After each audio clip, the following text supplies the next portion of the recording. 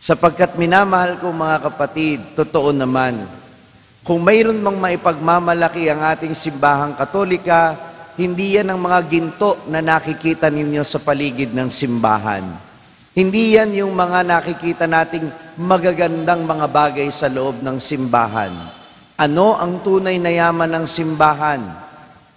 Ang mga mananampalataya, lalo't higit ang mga dukha at nangangailangan na nagbibigay sa atin ng pagkakataon upang mapanindigan natin ang ating pananampalataya, upang magbigay tayo ng ating sarili, dahil ang pagbibigay ng sarili, ang pagtulad natin kay Jesus, at ang pagtulad natin kay Jesus ang magdadala sa atin sa buhay na walang hanggan. Amen? Yaman natin ang mga dukha at nangangailangan, sapagkat sila ang puhunan natin sa buhay na walang hanggan.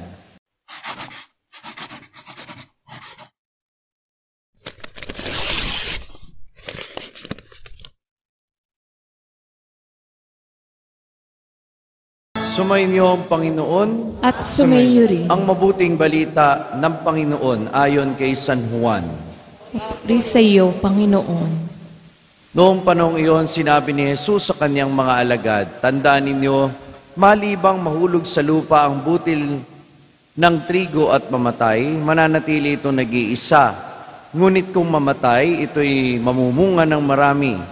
Ang taong labis na nagpapahalaga sa kanyang buhay ay siyang mawawalan nito, ngunit ang napupuot sa kanyang buhay sa daigdig na ito ay siyang magkakaroon nito hanggang sa buhay na walang hanggan. Dapat sumunod sa akin ang naglilingkod sa akin. At saan man ako naroon ay naroon din ang aking lingkod. Pararangalan ng Ama ang sino mang naglilingkod sa akin." Ang mabuting balita ng Panginoon. Pinupuri ka namin, Panginoong Hesukristo. Magandang umaga po sa inyong lahat. Ang pagbati natin sa mga nakasubaybay sa pamamagitan ng live streaming.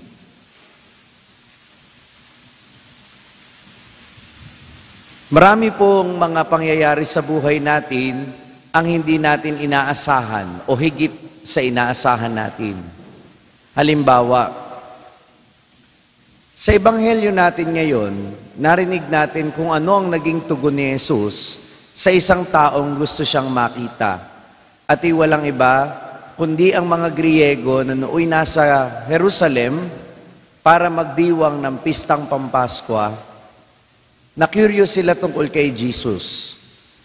Kaya, nang nakausap nila si Felipe, sinabi nila kay Felipe, "Gusto naming makita si Jesus." Sinabi naman ito ni Felipe kay Andres, at sa pamamagitan nilang dalawa, nakita nga ng mga Griegong ito si Jesus.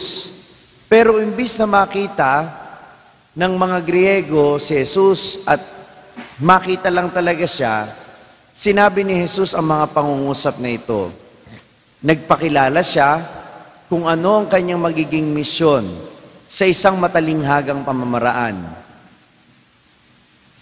Kung susumahin yung tatlong sinabi niya tungkol sa kanyang sarili, siya'y mamamatay alang-alang sa iba, ang kanyang kamatayan ay magbubunga ng sagana, ibig sabihin hindi mauuwi sa wala, at pangatlo, sino mang nais sumunod sa kanya, dadanasin din yung dinanas niyang kamatayan at magkakaroon din ng maraming bunga. Dahil alam naman natin na ang kamatayan at muling pagkabuhay ng Panginoon, nagbunga ng buhay na walang hanggan para sa atin, at dahil sa Kanya, maraming sumunod sa Kanya, marami din sa kasaysayan ng pananampalatayang Katoliko natin ang nagbuwis ng buhay alang-alang sa pananampalataya at alang-alang sa kapwa. At isa po dito, ang isa sa mga pinakaunang santo ng simbahan, si San Lorenzo, diakono at martir. Madalas po natatandaan natin siya at nakikilala natin siya dahil kakaiba po yung paraan ng pagpatay sa kanya. Tanong niyo po sa akin, paano?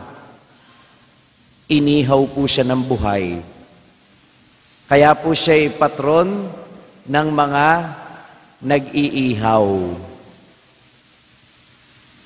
Sinasabi sa kwento na noong siya daw ay iniihaw na, biniro pa niya yung mga nagpaparusa sa kanya.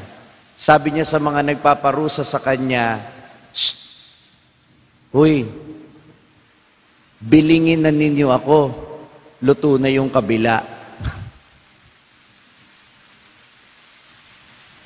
Hindi man tayo sigurado kung totoong nangyari ang kwentong ito, ang sigurado natin sa kasaysayan, itong si San Lorenzo na diakono at martir ay naging tagapamahala, naging tinatawag na prefect ng simbahan noon, naging tagapamahala siya ng mga kayamanan ng simbahan. Sorry, di pala prefect, naging procurator o naging tagapamahala ng kayamanan ng simbahan.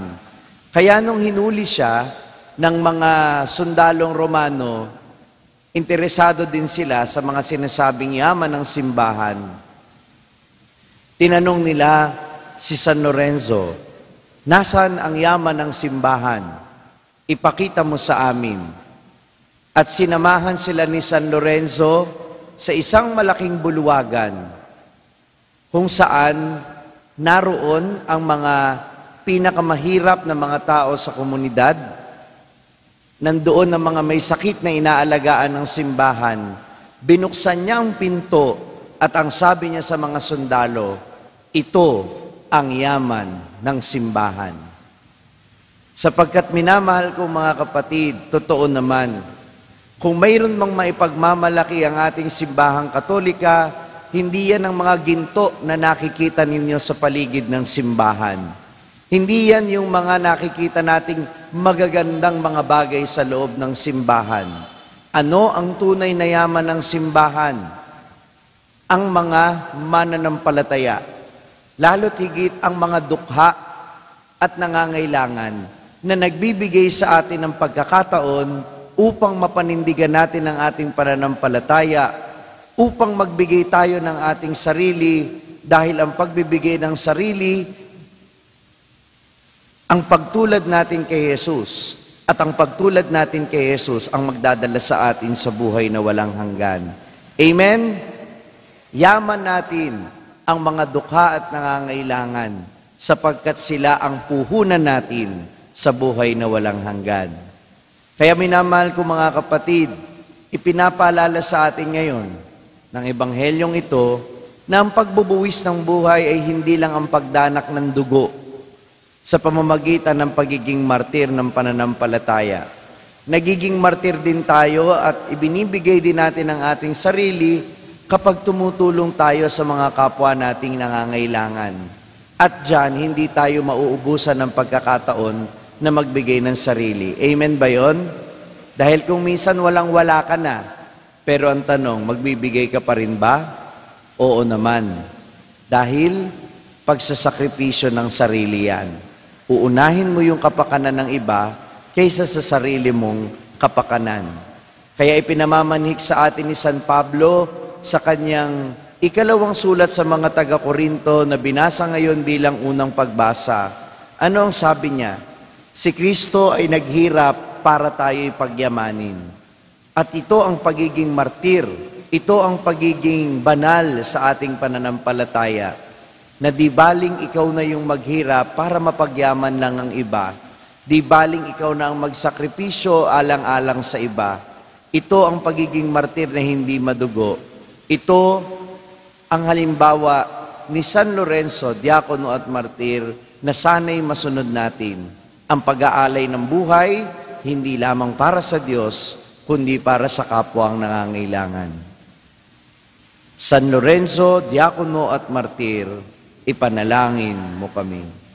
Kung na-bless ka ng pagninilay natin sa araw na ito, huwag mong kalimutang mag-subscribe sa page na ito at i-click ang bell button para manatiling updated sa tuwing nag-upload tayo ng mga pagninilay dito. At syempre, hindi pwedeng ikaw lang ang nabe-bless. Kung gusto mo ring mabless ang iyong mga kaibigan at mahal sa buhay, i-share ang link ng video na ito sa kanila. Ako po si Father Franz Dizon, ang content creator ng Sa Madaling Sabi na matatagpuan ninyo sa iba-ibang social media platforms.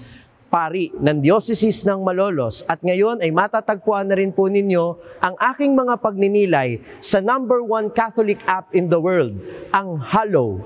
400,000 po na Pilipino na ang nakasubscribe sa Hallow. Ano pang hinihintay ninyo? I-download na po ninyo ng libre ang Hallow app sa inyo pong Google Play Store o kaya naman ay Apple App Store. Magkita-kita po tayo hanggang sa aking susunod na pagninilay dito sa ating page, ang Sa Madaling Sabi.